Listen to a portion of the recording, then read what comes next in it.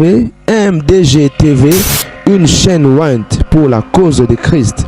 Mafuta Yasika, Mafuta Yasika, Mafuta Yasika.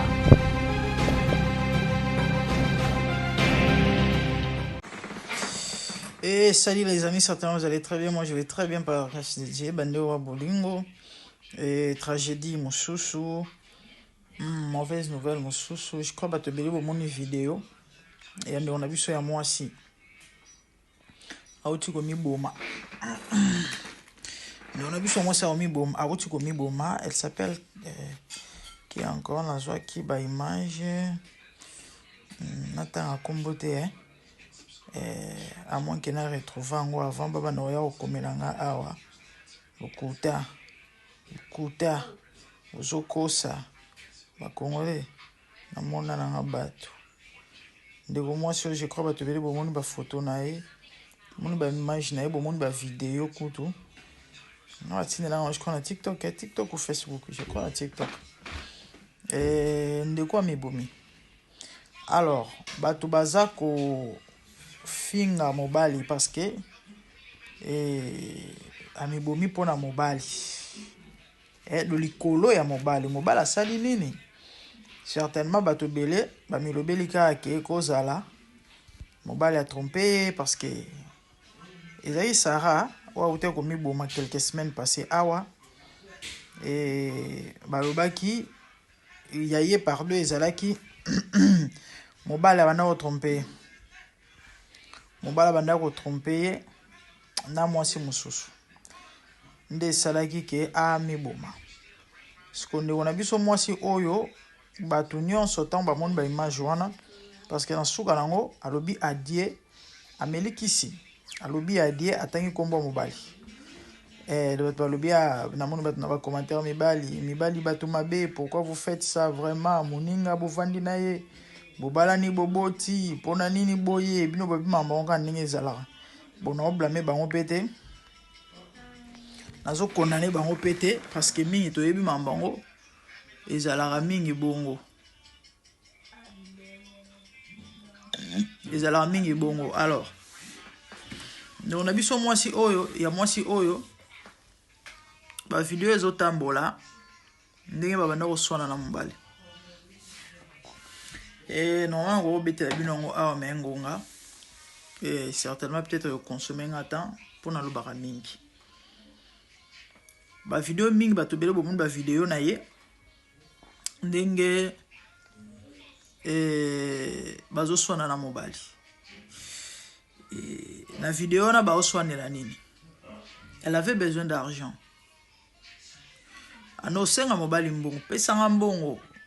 Mobile obi j'ai pas l'argent naza na mbongo te et na kokeno defa pété donc on dirait la femme alors senga na mobali en tout cas neta na mbongo te wana il faut ça miracle si fois que defa pété mobile obi na kokeno defa mbongo te je travaille c'est l'homme qui a répondu je travaille et na zora revenu na zora mbongo na zora salaire na kozela salaire na ngai quand ta kokeno defa na defa mbongo te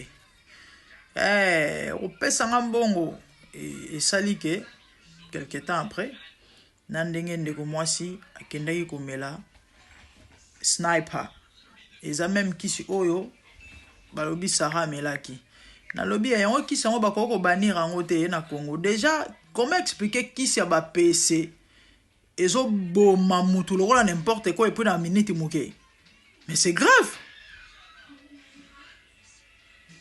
C'est très grave. So qui ça va PC vraiment zo boma mutu. Na mbala moko ndengwana et puis na pété bon c'est qui soit eza tara PC za na PC. PC c'est insecte non? Parce que qui c'est PC et qui no bomba mutu na mbala moko bon na bande ko moi si oyo Amélie kisi en live. La photo na ba image on est tellement sombre na ligne ko posta ngote Amélie après Amélie de baso e bandio bima mon Dieu akoya kufi c'est triste hein akoya kufi et Zahir Eziki ba fingi mobali et pourtant les pauvres innocents a sali lo moi ma bête. Bat balobi la dame en question bana ko kanga suki na ye. Akanga suki azo rappel mo mbongo na ye. Bat bo mi tourna mbongo ango ezaki ya nini certainement peut-être un problème ou bien anek au devoir moto mbongo et toi dans une situation où bana ko senga ba mbongo moko ya ebele et peut-être na ko banga wana topé pression topé on lui kambo ya ndenge nini o pindo ke komi boma boyo kande bazo swana na mobali ah na lukana na mbongo te na lukambongo te pona na mbongo te na insika o yibate j'ai un travail on me paye point barre je n'ai personne à qui me donne l'argent je suis désolé et je m'en fous wana yena mobali bazo swana je m'en fous asko ba image tanga zone la kisi mwana balancer les binongo ezate et en fait on a aussi un bon quand on expliquer bino mobali bisi na mbongo te na place pour que on mbongo te na salaka ba futa ngai na oze la salaire na ngai ye mo sala bishi m'en fous mbongo ebi makaka mbongo ebi makaka nani ngai yo mela kisi. La Bible dit derrière toute chose il y a un esprit et l'homme spirituel juge de tout. Nani na interpellé bandeko o bolanda ngai tozan a fait année et batobele ba diaboliser ba église en disant que bon monde na ba fin année bat bakota ba jeune bat basambelaka bo ezana bat bakoma ko interpréter ngo mabe na ba nina ba koma ko lo ba n'importe quoi.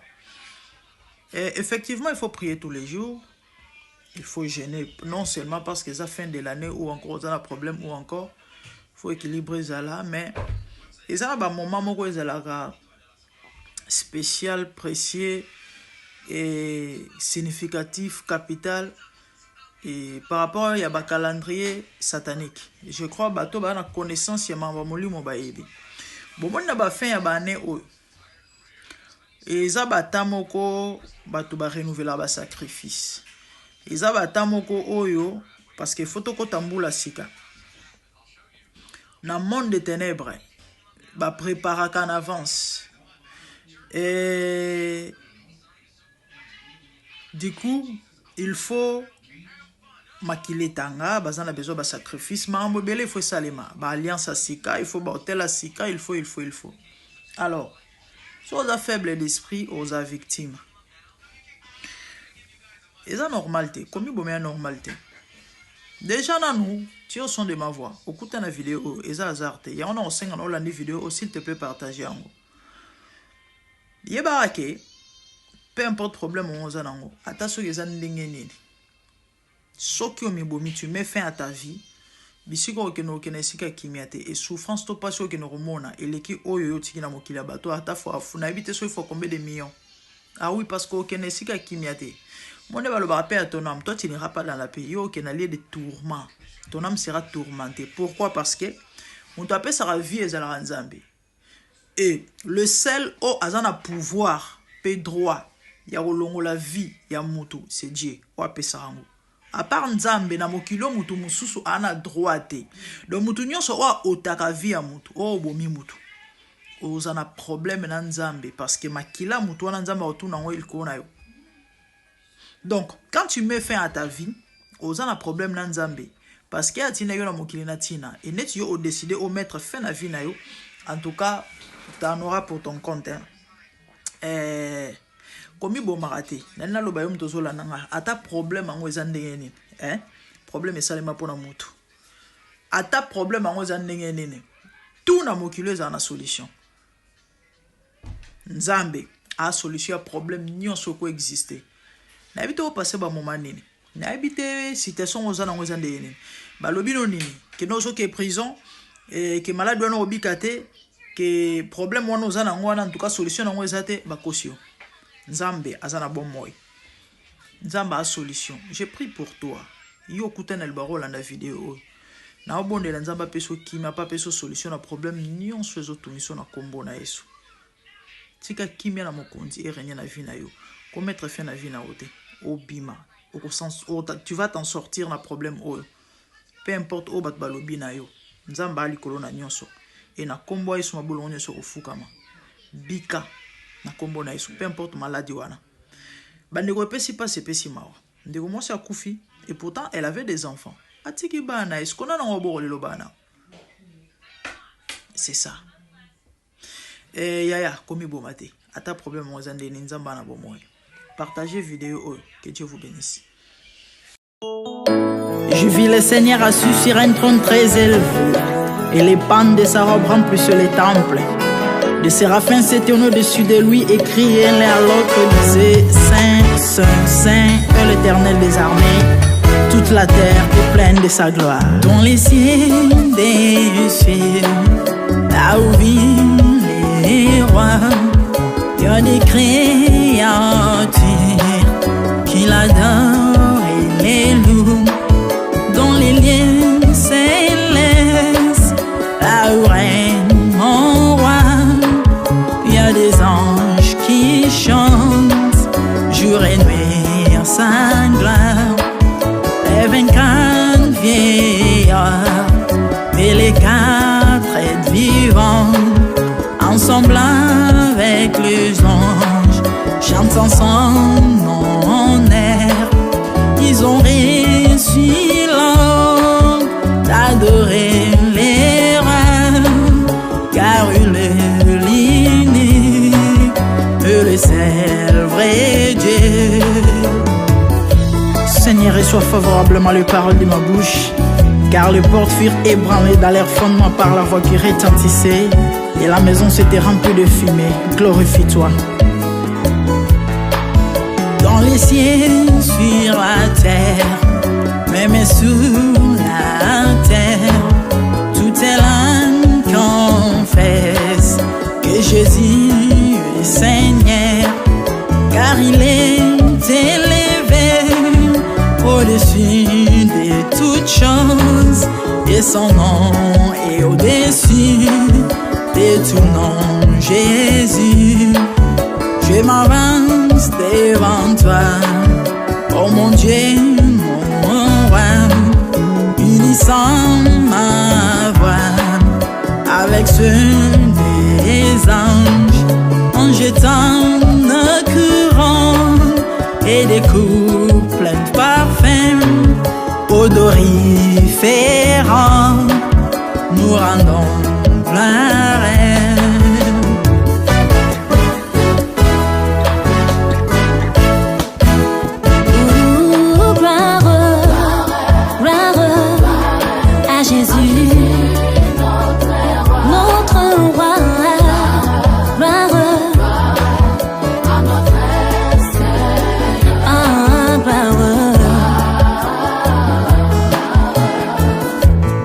Chantons gloire à Jésus.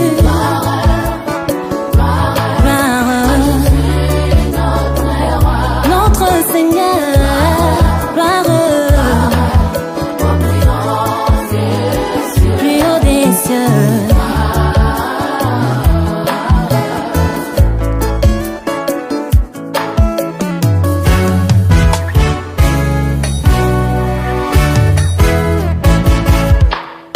Il est beau d'annoncer les matins ta bonté.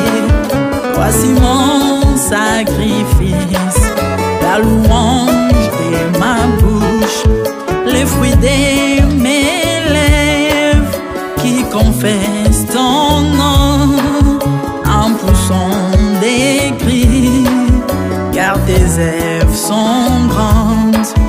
Bienvenue jour dans ta face, que mille ailleurs, car tu es mon soleil, mon bouclier, ma tour forte.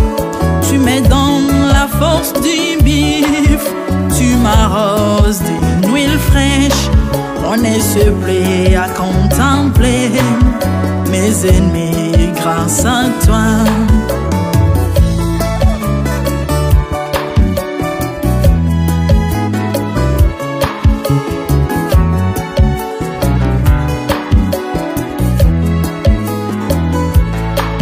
Je prospère dans tes parvis, je porte des fruits, même dans ma vieillesse, plein de sève verdoyant, comme le palmier, les justes croissent et s'élèvent comme les cèdres du Liban plantés dans les jardins de Dieu. Dieu des vengeances s'élève pour venger mes ennemis. Il mettra la fin à la malice de leurs œuvres, car il est le Tout-Puissant, l'Éternel des armées, El Shaddai Adonai, El Elyon Sabaoth.